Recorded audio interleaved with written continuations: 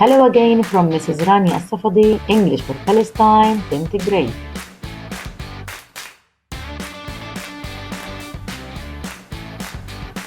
Do you like watching movies?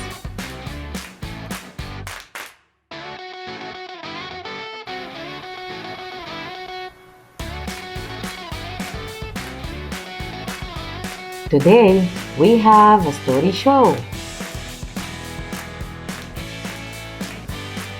The title of the story is Around the World in 80 Days by Jules Verne.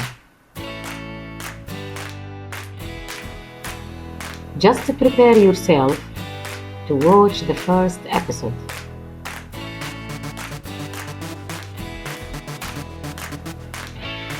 Open your books, page 16.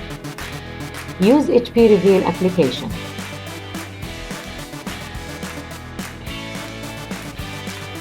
It's show time!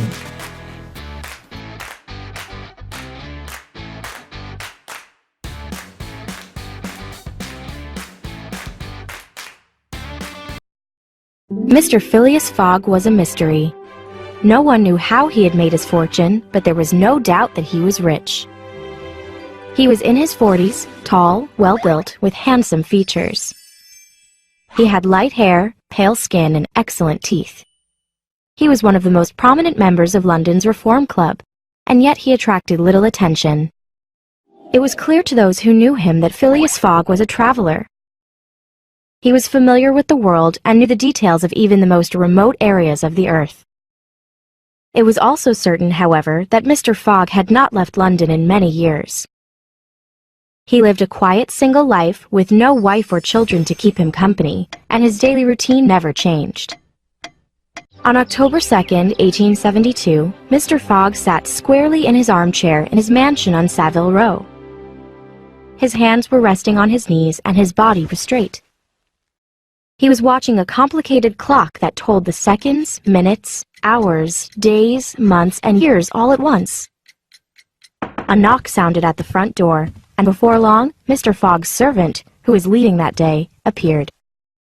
"The new servant is here to see you, sir," he said. Then a young man about 30 years old entered the room and bowed.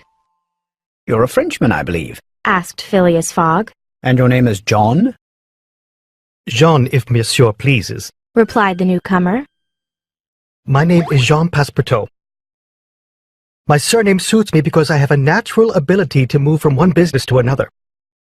I believe I'm honest, monsieur, and I've had several jobs. I've been a singer, a circus acrobat, a tightrope walker, a gymnastics teacher, and finally, a fireman in Paris."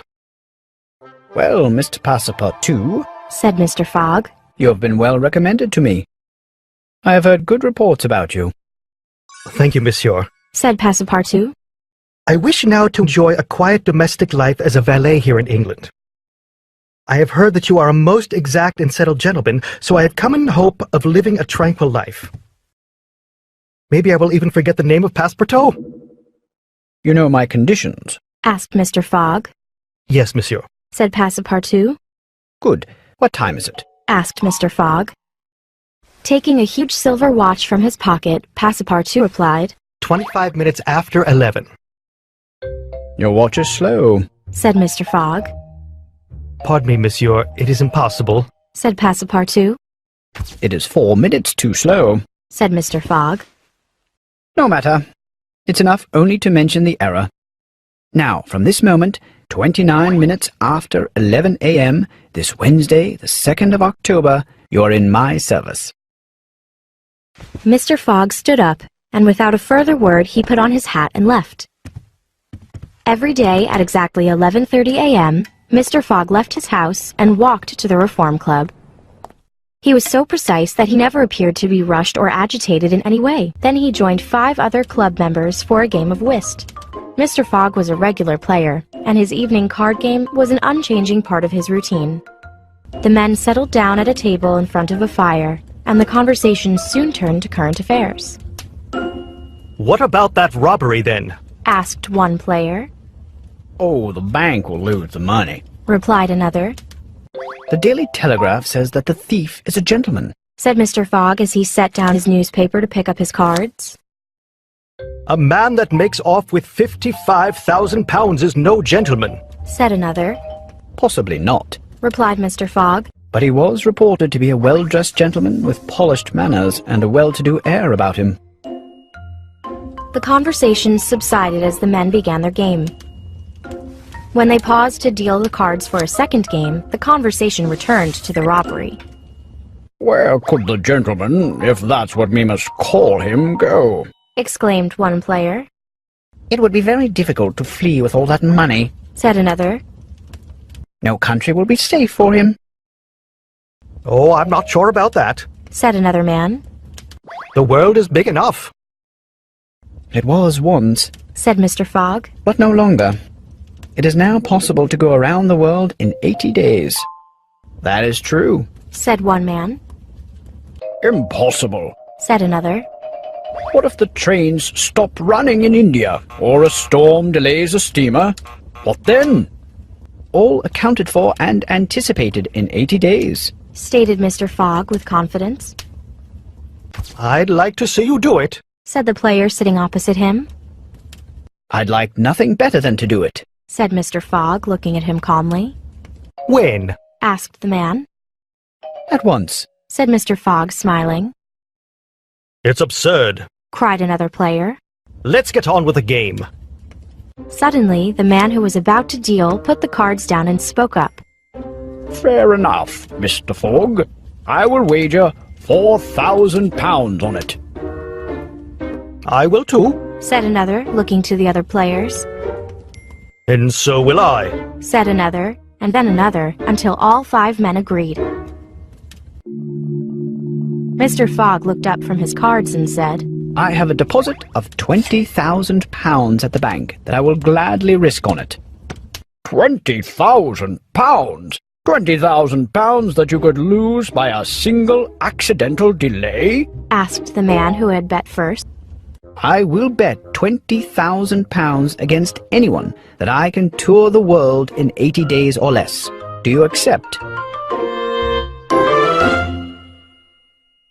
Phileas Fogg's 5 whist opponents all looked at each other, nodded, and said unanimously, We accept. Mr. Fogg's wager to travel around the world in 80 days was on. Good. Said Phileas Fogg.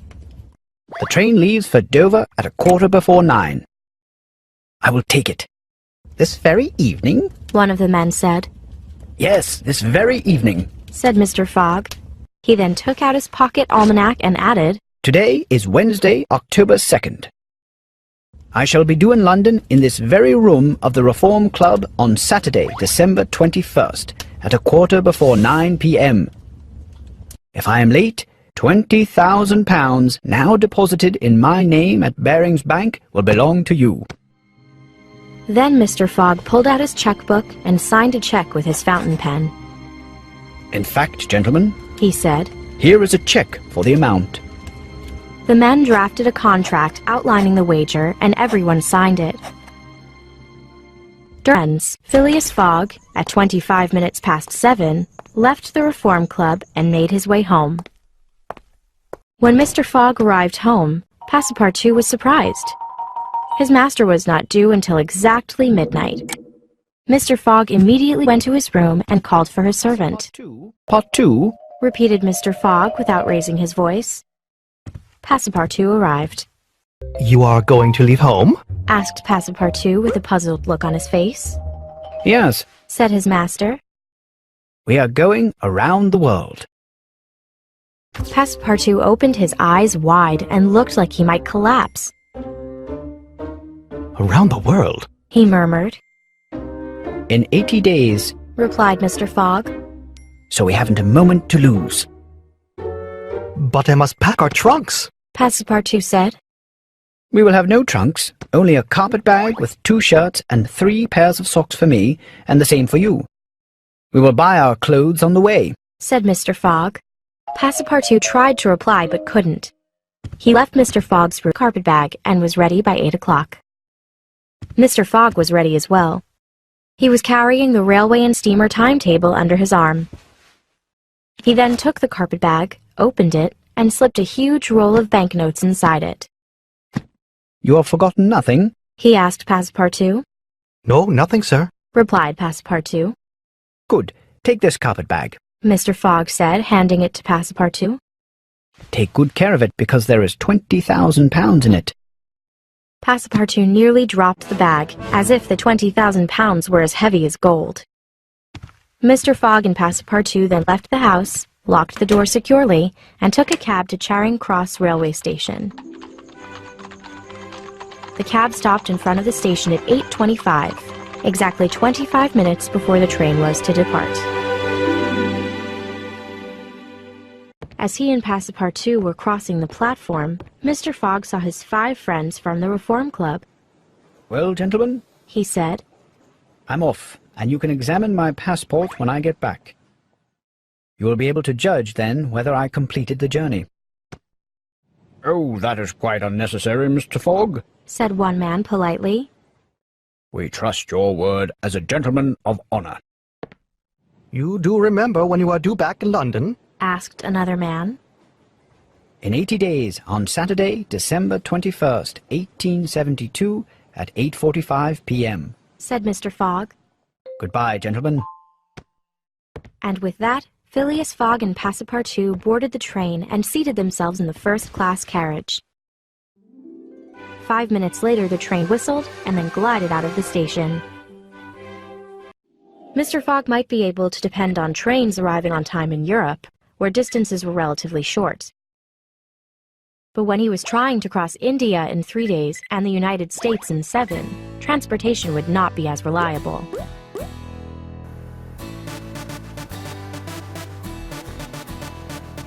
What will happen next?